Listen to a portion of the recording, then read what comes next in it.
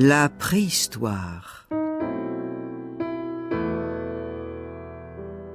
Nous qui sommes nés aux alentours de 1920, nous avons parfois un choc en nous apercevant que la génération qui suit la nôtre arrive déjà à l'âge de la retraite. Oui, nos enfants sont ou seront bientôt ceux que l'on appelle maintenant des seniors. Ils ont quelques cheveux gris et souvent des rhumatismes. En vieillissant, ils relèguent très loin dans le passé les années qui ont précédé leur naissance. Ces années 1920 à 1940, dont nous ne sommes plus très nombreux à nous souvenir et qui nous semblent parfois ne pas avoir réellement vécu. Et pourtant, c'est moi, cette gamine qui demande un numéro de 3 chiffres à la demoiselle du téléphone. C'est moi qui entends pour la première fois une voix sortie d'un drôle d'appareil bricolé par un cousin et qu'on appelle poste de TSF. C'est moi qui assiste avec mes parents à un meeting d'aviation et qui regarde effrayé ces étranges volatiles qui tournoient dans le ciel juste au-dessus de nos têtes. C'est moi qui vois passer le Zeppelin qui survole lentement les toits de Genève. C'est moi qui m'émerveille qu'un Américain nommé Lindbergh ait réussi à traverser l'océan Atlantique seul à bord d'un petit avion. C'est moi qui déteste le mot « crise », car il est responsable des soucis financiers de mon père, des larmes de ma mère. C'est moi qui écoute passionnément Lucienne Boyer chanter « Parlez-moi d'amour ».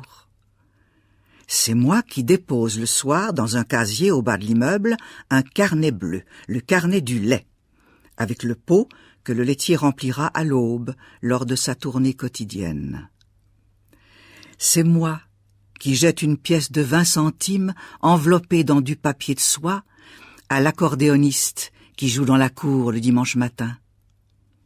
C'est moi qui admire le travail du quart d'heure de matelas qui s'installe périodiquement au bas de l'immeuble du quartier des Falaises.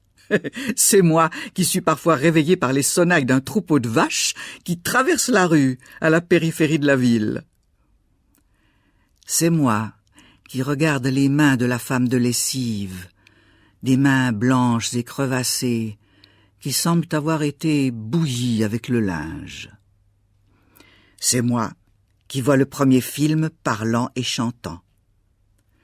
C'est moi qui m'indigne que des soldats suisses, un soir de novembre 1932, aient pu tirer sur la foule à Genève et tuer des gens.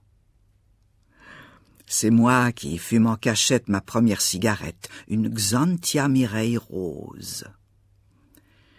C'est moi qui apprends qu'un certain Adolf Hitler est devenu chancelier d'Allemagne. C'est moi qui admire Mussolini et qui chante Faccetta Nera pendant la guerre d'Abyssinie. C'est moi qui entends dire qu'un socialiste a été élu chef du gouvernement en France et qu'il y aura désormais des congés payés pour tous les salariés. C'est moi qu'on emmène le dimanche faire des promenades en voiture avec presque chaque fois un pneu qui crève. C'est moi qui ai envie de danser en entendant Charles Trenet chanter « Il y a de la joie » et « Quand notre cœur fait boum ». C'est moi qui suis sûr que la guerre n'éclatera pas.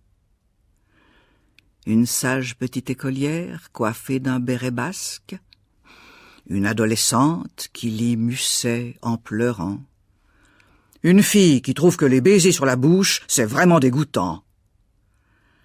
Oui, c'était moi. C'était bien moi, à cette époque qui, de plus en plus, aux approches de la mort, devient floue, un peu tremblée, comme les films en noir et blanc des débuts du cinéma.